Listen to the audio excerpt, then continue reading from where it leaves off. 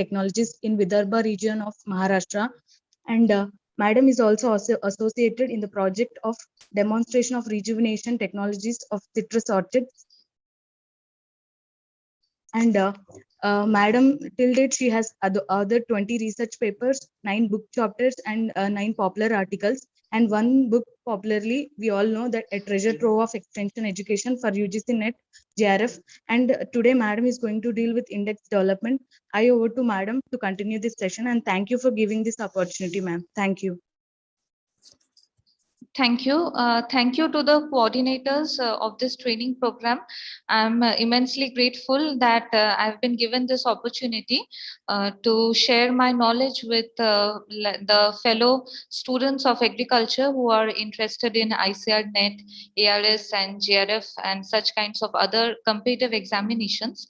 I hope I'm audible and my screen is also in sharing mode. So let me start my presentation. First presentation which I'll deal with is index development. The topic is index development. And as we know that nowadays it has become quite a trend in agricultural research to develop indices, and not only in agricultural research, in social science, in marketing, and other domains also, this development of index has become quite trendy. So what is this, and what is the process in our extension research? How can we develop indices? So everything we'll deal with in our presentation. So welcome to everyone.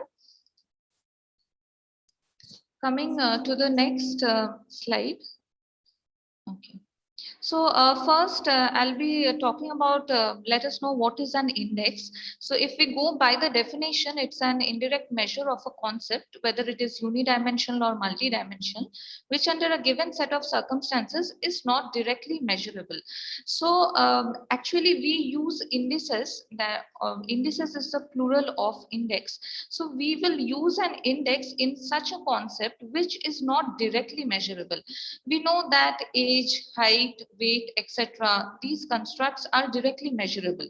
So we have measurement methods for this, but certain constructs exist in our society, which we are in our research we are interested to measure, which has no direct measurement. For example, as I have cited, Human Development Index, Gender Inequality Index, Hunger Index, Happiness Index, and several other numerous indices which are coming, like each and every day we are finding in newspapers and journals, etc., that these indices are being developed. These are developed for such constructs which is not directly measurable, like human development. How can you define human development? It is a multidimensional concept. Human development not only has the matters related to only financial growth of an individual, but also an overall development of that individual or family. And hence it can't be measured through a single method. So that is why this index is a composite or a collective measurement tool which combines all other variables in it. And how to develop this index, we will come to know in our upcoming slides. There's a clear-cut stepwise method for developing indices, and I would like to mention that there are various kinds of methods, not only one. So like I will stick to only which is the most general kind of a method, which is easy to understand and most widely used. So but there are other different methods which statisticians have developed, and other fields, researchers in other fields are also using. So let's start with some of the common methods which we use. So first, the basic steps are similar in each and every index development method. That is, first we have to select the variables which define our construct. For example, if we are dealing with human development, first I have to develop a theory behind it, that what is the theoretical framework behind human development. So we have to conceptualize this theoretical framework. Then we have to delineate the variables which lead to human development. So there will be, these variables are called indicators. in the context of index, we will call them as indicators. And in for example, I'm citing one example in each and every slide so that our students, it helps our students to understand that in human development index there are six indicators. Number one is life expectancy, second is literacy rate, per capita income is the third one. Fourth one is the primary, secondary, and tertiary enrollment rates in educational level. So the human development or HDI, which we measure for a country, that India is this much ranked in human development index, that we see in, we even study for our competitive examinations. But this HDI is derived from six major kinds of indicators, and there are several variables behind this. So first we have to select what are the major variables that a researcher has to define. For example, you are developing an index in your extension research, your MSc or PhD research. So for that, first you have to define what are the variables that lead to that construct of yours. So this has to be very, very clear in the minds of our researchers. As we have seen, HDI has only six indicators, but on the other hand, there are several other indices like the Worldwide Governance Indicator Project, in which the Worldwide Governance Index was developed. They had over 300 indicators from 33 separate data sources. So this is again a huge index which was developed using 300 indicators. Second step is that after we have delineated or defined our variables, that these are the specific variables which we will use in our index, after that we have to assign some kinds of weightage to our indicators. Now, there are two basic methods. First, if you see that I have mentioned that one is the use of equal weightages among all items. The indices which use the equal weightage method is Basic Capabilities Index, E-Government Index, and Failed States Index. These are some global level indices which I'm talking about. They use equal weightages among each and every item. So there is no discrimination between the indicators defined. Second is theoretically categorized weightage method. In this method, Human Development Index, then Gender Empowerment Measure, Doing Business Index, Environmental Sustainability Index, Economic Freedom Index, these indices use this method, theoretically categorized weightages. Third is schematic weights, that is used by European Union's Quality of Life Index. And fourth is the variable weightage method, which is used by the Worldwide Governance Indicators Corruption Perception Index. This. So there are four different methods in which we can assign weightages to our indicators. Now, the main question is how to decide the weightages. So, like we have seen in our previous slide that there will be, so what we have understood till now is first we have to define the indicators, then we have to assign weightages. Either you can go for equal weightage method, in which you feel that all the variables contribute equally to our construct. Either it should be in this method, or if you feel that no, there are certain indicators which means contribute more to our index. So for if in that case you have to assign weightages. So one means very common method which we are using nowadays in social science is to use principal component analysis for assigning weightages to our indicators. As we know that PCA is a kind of factor analysis technique, more refined one, and in that we get the factor loadings for our means when we run PCA. So those factor loadings are considered as weightages for our indicators. So all this will I'll be showing examples, and I think only then it will be clear to our students. So this is a theory behind this, that for example, I have shared one example that if a measure of human capital clusters subcomponents into three areas like knowledge, health, and information, now then it is more likely that knowledge and information cluster clusters will overlap and perhaps be reflected in a high statistical correlation between the two measures. So there are chances that more than two indicators will have equal weightage, or they will kind of overlap, they will have overlapping variables. So what is the way out of this? That is why we use PCA, in which the correlation is negated between the indicators, and we can get clear cut weightages for all indicators, and then we can proceed on to develop our index. A second method of deriving weightages for our index is through regression process. This is also another process in which by using regression we can use weightages. So I will be showing the PCA method in my upcoming slides, because I had used it in my PhD research, and from that I have some accepted publications also. So that will be easier for our students to understand, in which PCA can be used very nicely in extension research, and researchers are using it. Coming to the next step, that after dealing with weightages, if we have certain kinds of missing data in our index, so often when we are going for large sample research, like country-wise research, like some organizations conduct, and even global data, like big data companies who are dealing with, they deal with global data. So for them, it is very obvious that there will be some kinds of missing data in them. So certain methods are there in which we can like deal with missing data kind of thing.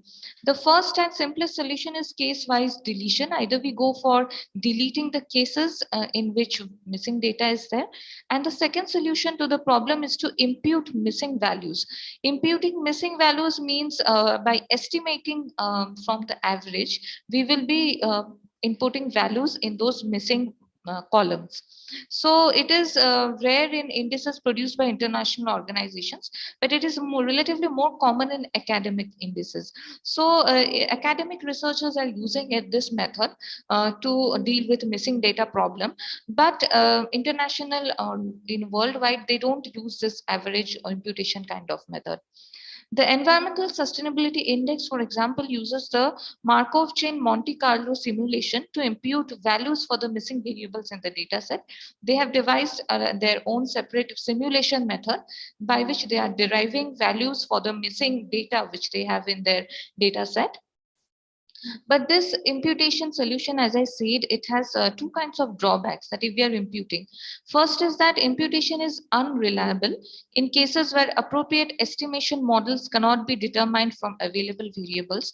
And furthermore, it leads to high kind of errors, that is erroneous results will be developed if we use this kind of imputation. So as social science or extension researchers, what we have to think is means we should not go for this missing data kind of thing. We have to try as much as to collect the authentic data, and means to avoid this missing data, we have to be very particular in during our data collection time, so that this kind of problem like later and using this complex methods can be avoided. Another alternative approach to missing data is to use only existing data in the estimation of index. So these are different kinds of indices which use different methods for dealing with their missing data problem. So corruption perception index also, they had used this kind of approach, and that is estimation approach in dealing with their missing data. Coming to the step 3 is the now developing the construct, that after defining our variables, step 2 was then assigning weightages. Either we are going for equal weightage method, in which we don't go for this PCA and all, like directly all the indices have one weightage in them, and or either you are going for assigning weightages. Then if there is missing data, you are means imputing such certain values in them. So till now we have reached this stage. Step 3 is defining the constructs. Like for example, the indices of social development, which uses 200 indicators. It has basic 5 types of social institution they have highlighted, that is civic activism, clubs and association. This is an example. intergroup cohesion and all. So you have to define these constructs. As you can notice that civic activism, this itself is a construct for us. Clubs and association, intergroup cohesion. Construct means under this there will be several other sub indicators. We have to define like what is intergroup cohesion or what is civic activism and what are the variables we can use. That is, we have to operationalize these constructs and then move on to our next step. So if our indices are having certain kinds of constructs in them, so we have to define them and operationalize them in our step 3. As mentioned, civic activism, it measures the extent to which social practices encourage more active and critical engagement with political authorities. So in this way, they had operationalized civic activism. And in that, what about the variables like signing petitions, writing to representatives, electoral turnout, keeping informed of local political parties, peaceful demonstration? This were the variables in their questionnaire. So the questionnaire which they had developed for this social development index, in that they had the civic activism as one construct, and under this they had how they had operationalized this. They had asked questions that whether the individual was signing petitions or not, whether the individual was writing to local representatives, political leaders or not, and what was the electoral turnout in that particular society, whether he or she was taking part in peaceful demonstration or not. So these are the particular questionnaires that we narrow down to the certain variables. We have to means our construct has to be broken down into small variables or measurable variables. That is, signing petitions we can measure through either yes or no, or for example frequency. In this way we can operationalize and break down into small questionnaires. Coming to the step 4, after this constructs have been defined and everything has been done, then we move on to our step 4 of developing our index, that is scoring each sub-indicator. So as I have mentioned that signing petitions, for example, so we have to give scores to them. For example, yes or no. Yes will be 1 score, no will be 0 score. So that is only they have cited it as step 4. So sub-indicators has to be scored. Step 5 is the final index. That is, here we will formulate the final formula of our index. It can be done, so it is done by the linear aggregation method. For example, linear aggregation is nothing but the summation of the products which we have developed and then dividing it by the maximum obtainable score. For example, here I've cited the Model Village Potential Index, which I had developed in my MSc research. In that, what I had done is there were infrastructure means there were these 5 domains or the 5 constructs I had. Infrastructure, economics, farming, social and environmental scores were there for each and every village. And I had multiplied it with the weightages, that is infrastructural weightage which I had derived. Then all these with weightages, they were multiplied and the total was summated. The summation was done and then divided by the maximum obtainable score into 100. So this will give me the index formula. So this is the basic formula which I'll be using for developing the index. So in this way, there are different kinds of formulas, but the basic thing is that if you are assigning weightage to your indicators, it should be multiplied with the final scores and then summated, divided, and then means you can do it, multiply it into 100 to get it in a percentage form. So these are the basic 5 steps which are followed in each and every index. So this is like the skeleton of our index development method. Moving on, this is an example of this HDI or the Human Development Index, in which what they have done is they don't assign weightages to their indicators. So this is the without weightage method. If you are going for the weightage method, this is the formula. You have to multiply it with the weightage. And if you are going by the without weightage formula, like for example, this human development index, they don't have weightages for each and every indicator. Like they value each and every indicator, they think that they contribute equally to human development. So what they do is they use this formula, that is, if the actual value of the country they have derived, actual value minus minimum value divided by maximum value into minimum value, they use this as their final index formula. Like as you see that for India, it had the life means in the global level, they had life expectancy at birth, maximum value was 85 years and the minimum value was 25. So for example, like if in India it is 50, then they will be the 50 will be placed in actual value, 50 minus minimum value will be 25, maximum will be 85 minus 25. So that will give the particular value for India. For example, for and then for other countries, likewise, the dimension index will be developed, and at last the total will be summated. For example, life expectancy at birth, that value will be added with the adult literacy rate, combined gross enrollment rate, GDP per capita, and then we will get the final HDI value for one particular country. In this way, all the countries of the world are means values are worked out for them, and then the whole means the countries are ranked according to their human development index. So without weightage method, we are just means avoiding this multiplication of weightage, and we are deriving the dimension index to this value, and that's it. So this is a little bit easier than the weightage method. But if we are going by the weightage method, then how to assign weightage and all? So that I will be making clear in my upcoming slides.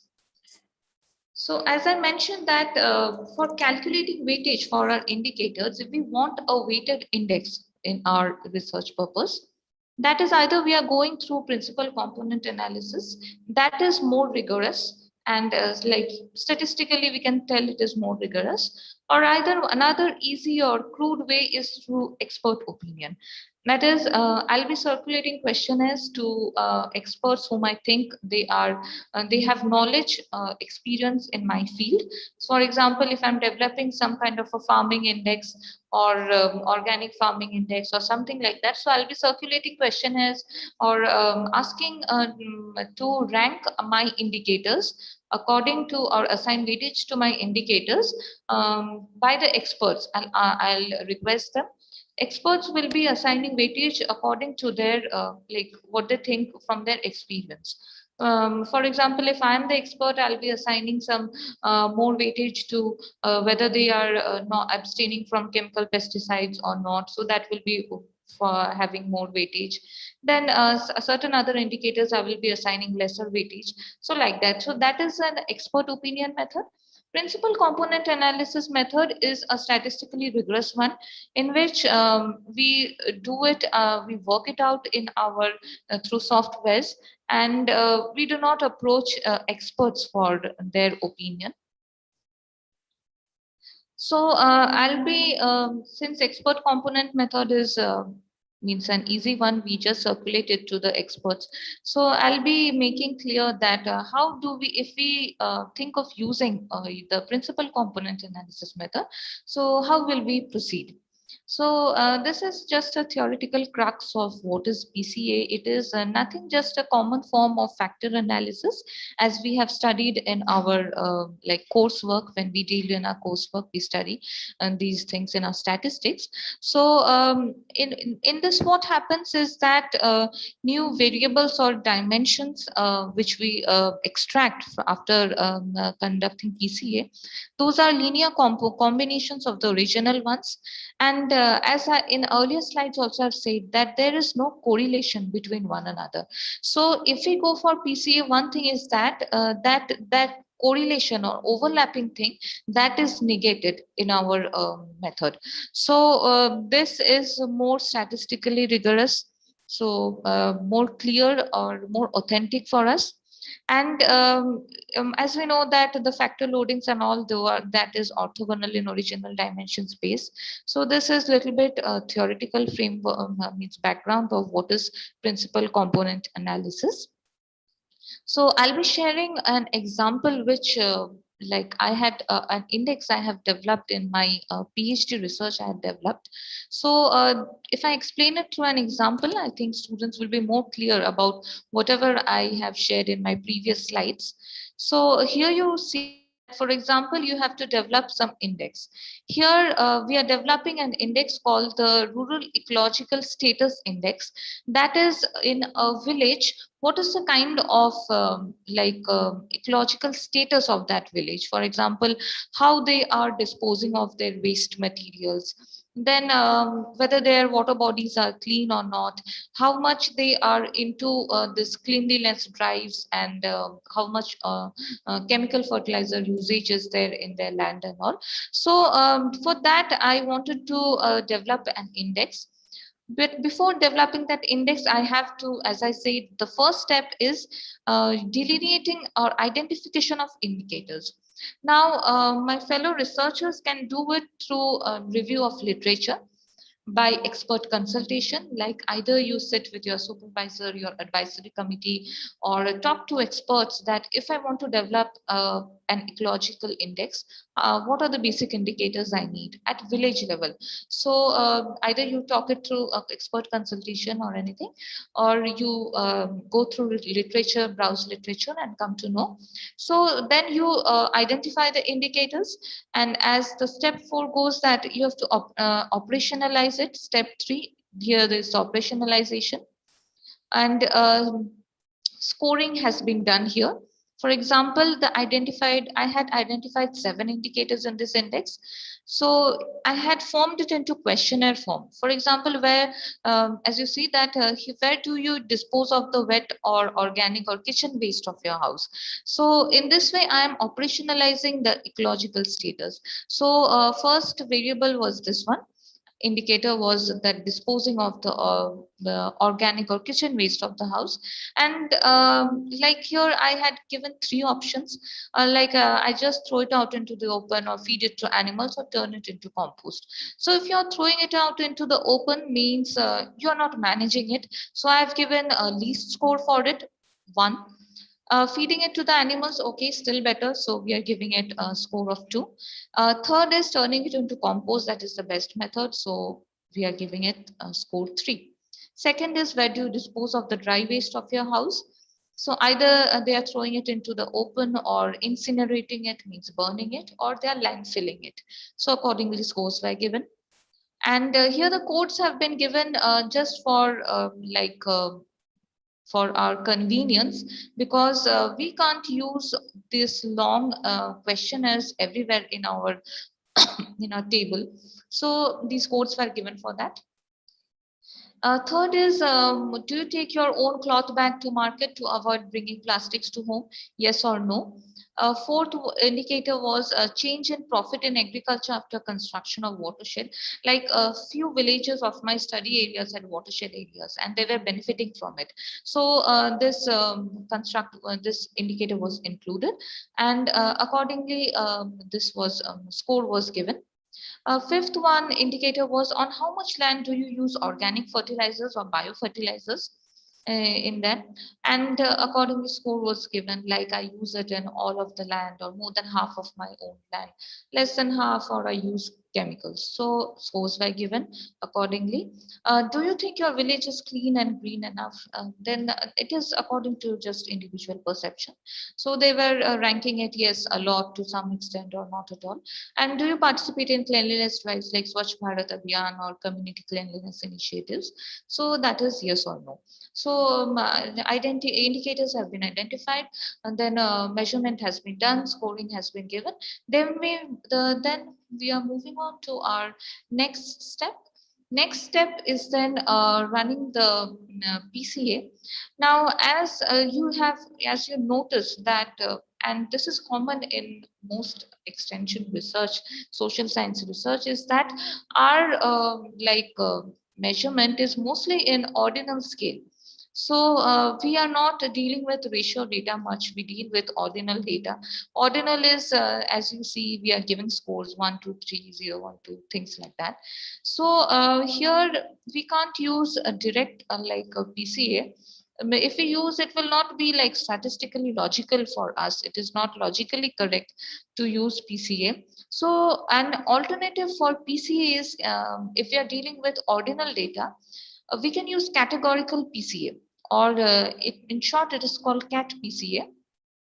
So this is available in SPSS, and I will be showing the steps also in our in my upcoming slides. So it will be clear how can you perform categorical PCA in software. So this is the means outcome which I am showing here. So after that, collecting data in my questionnaire through this method, what how it means it can means all your from all of your respondents. For example, if we have 100, 120, or 300 respondents, you collect data in this form, you enter it into the Excel sheet, then you import it in SPSS, and then if you're running categorical PCA, after you run categorical PCA, this is the outcome you get. You'll be getting one table like this in which total variance will be explained from extracted rural ecological components. Like there is a in categorical PCA, we are not concerned about how many dimensions are extracted. Like since I'm not going into like an exploratory factor analysis, this is kind of a confirmatory factor analysis in which I'm just concerned about the weightages. So I just want to derive weightages for my indicators, and I'm not concerned about how many of the indicators can be combined into one component and all. So I'm not exploring. So I'm doing the confirmatory factor analysis. So have just restricted it to 2 dimensions, and I'll be showing how to do that. And Cronbach's alpha value will be getting, which we should see that whether it is like it is above 80% it is coming. So it was sufficient. And total eigenvalue, we will get one column like this. And percentage of variance, this is the most important column which we should check, that how much percentage of variance does our indicators account for. So it is more than 50%. So if it is more than 50%, then it is well and good. It means that all these indicators of which I have identified, they contribute to more than 50% of variance, or they explain more than 50% of the rural ecological status of a village.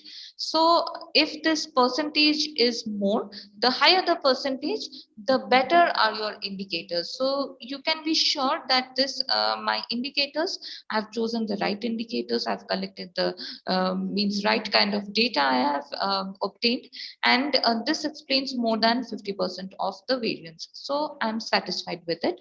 So then this is the component loadings diagram which we will be getting.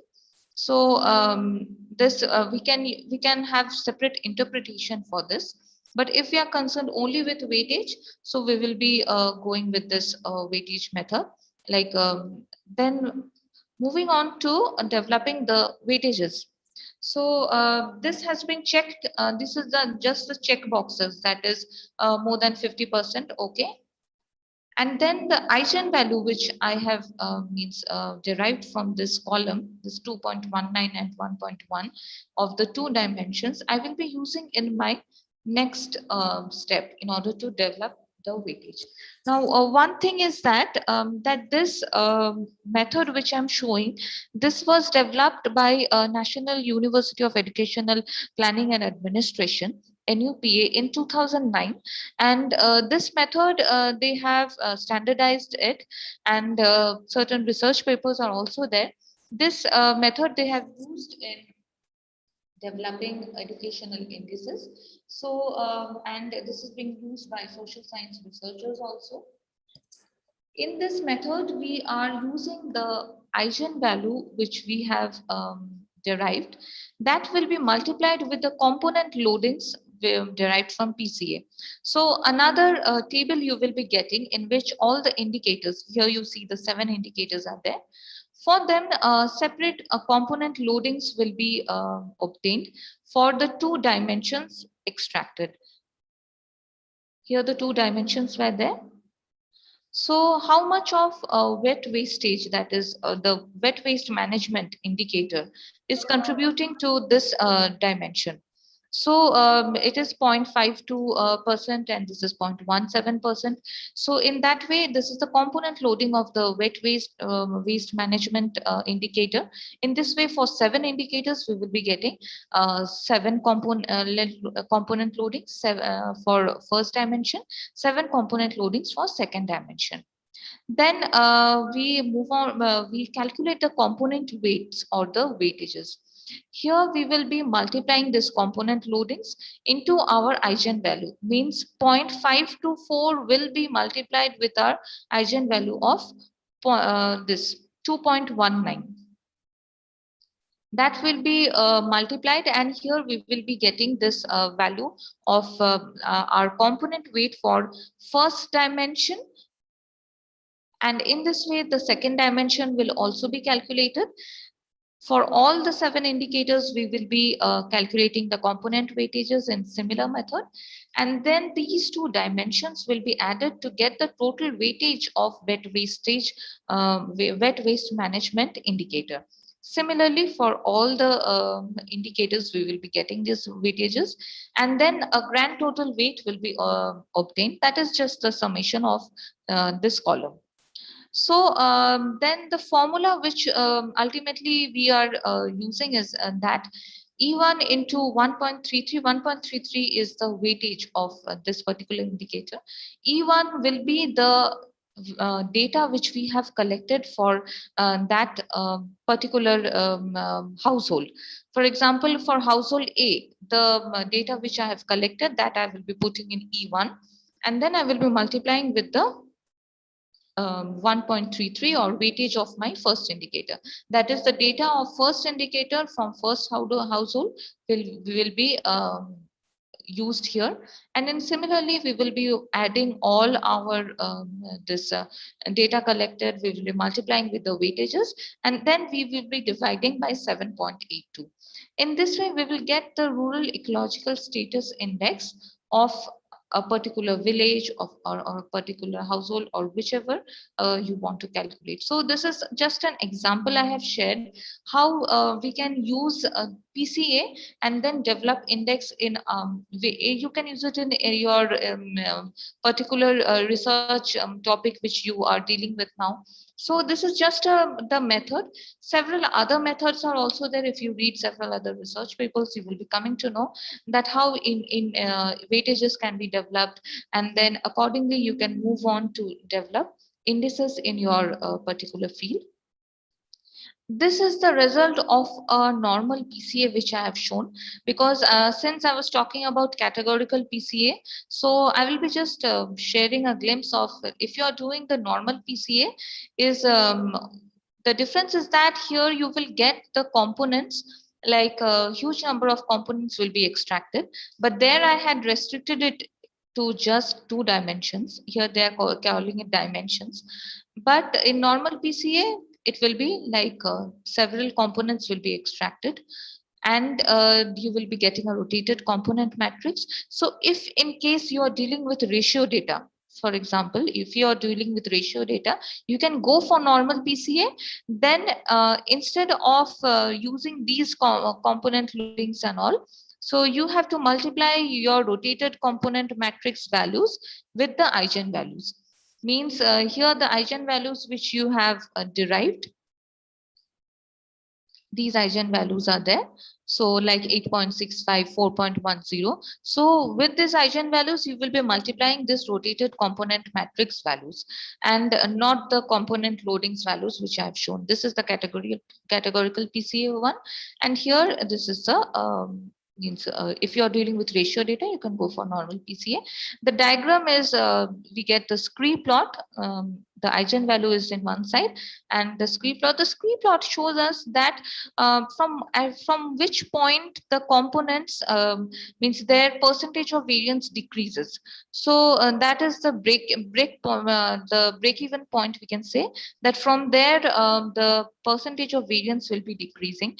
For example, here 11 components were extracted, as you can see.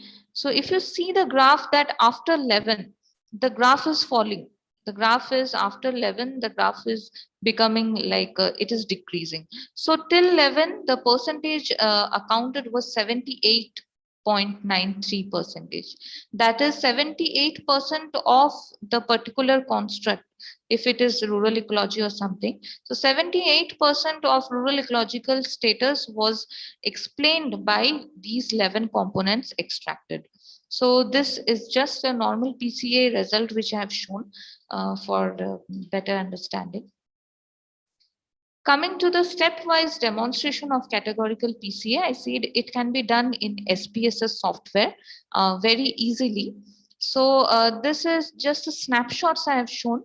If our students are having SPSS, they can just have a means they can just check it or perform it just now hands-on.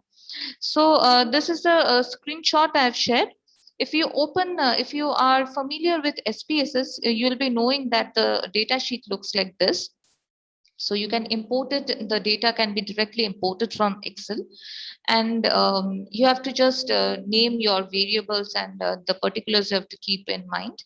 And then after like filling all the columns, go to the analyze button. In analyze button, you will be seeing an option is the dimension reduction.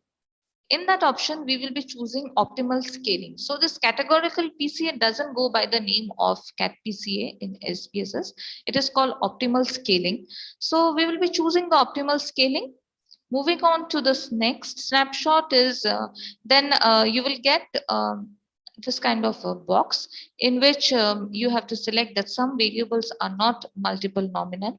Then if you're one set of variable only, you have to select. So these are the options I've shown so that students can easily, while referring to this PPT later on, they can do it on their own in their colleges or hostels.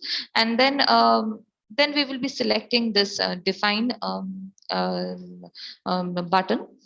Then we will get this kind of this box will be open.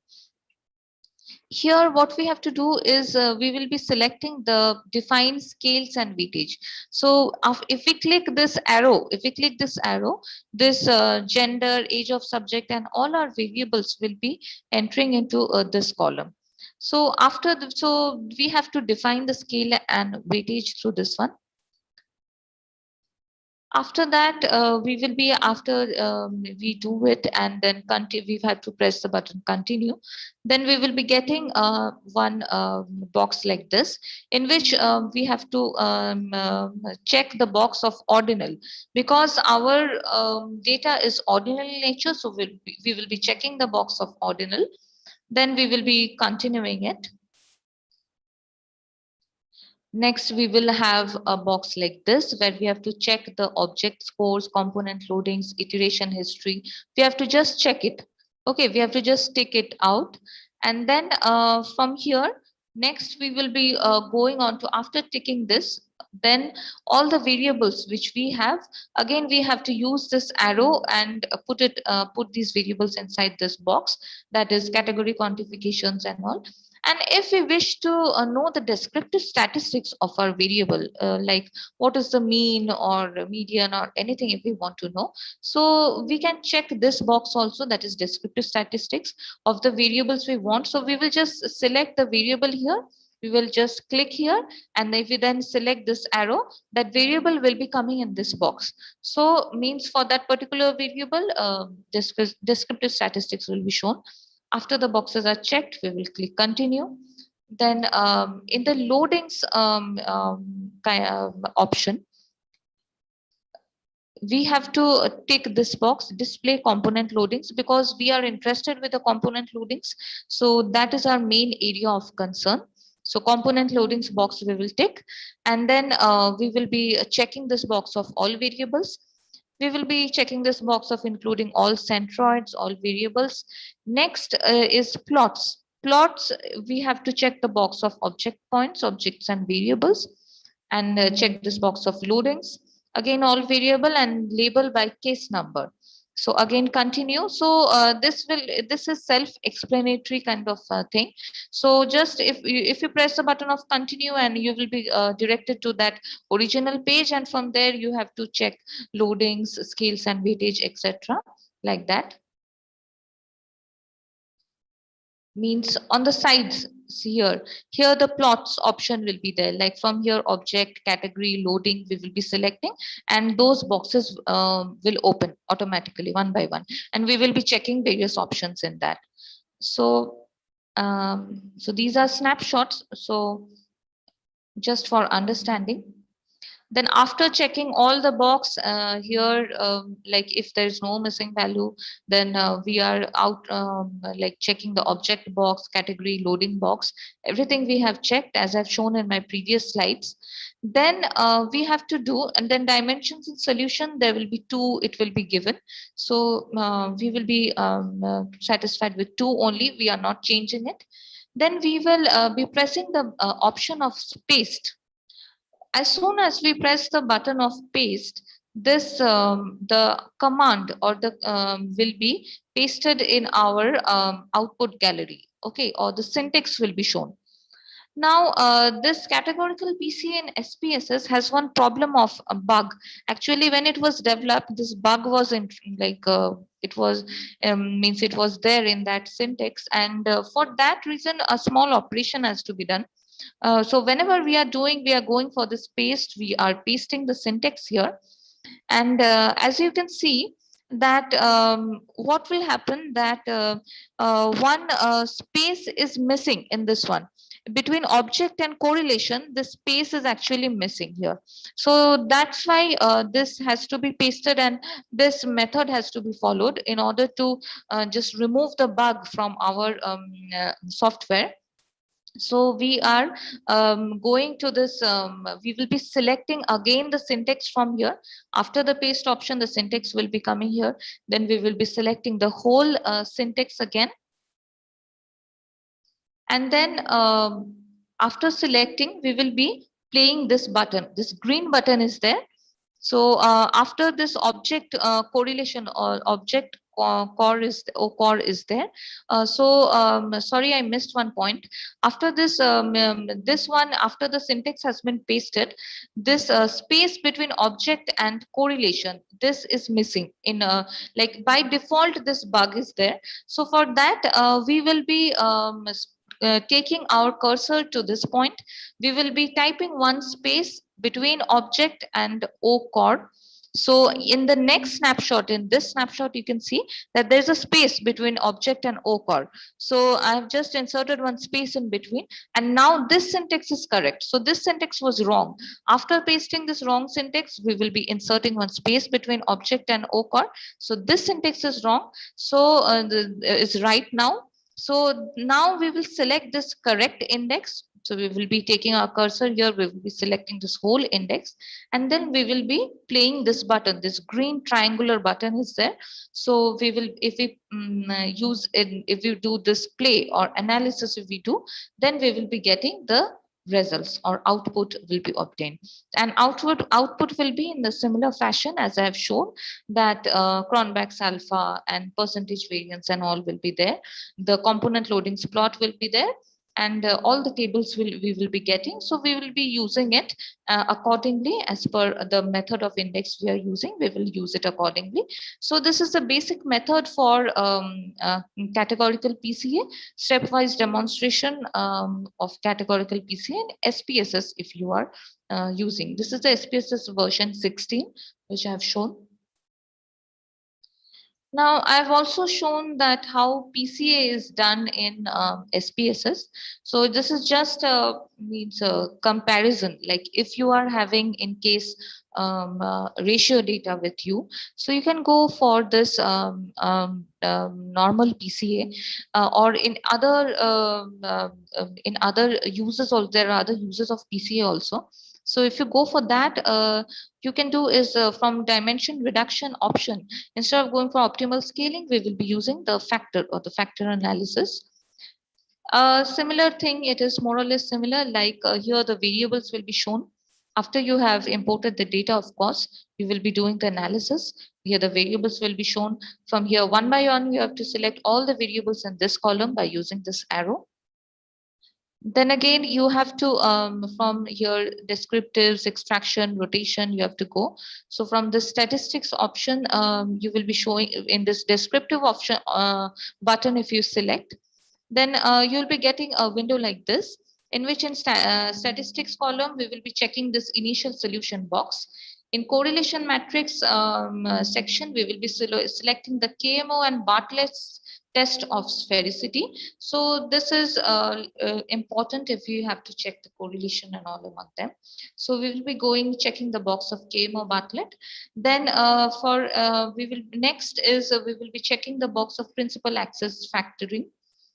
And then we will be getting like boxes like this, in which we are going for the, if we go for this rotation column box, if when we are selecting, then we will be opting the Varimax rotation. Display also, we will be checking the rotated solution box, and then we will be pressing the button of continue. So when we do this, the PCA output is obtained. So if we are having the ratio kind of data, we can obviously go for this PCA. With this, I end my presentation of index development. I hope this issue like this presentation was clear to our students, and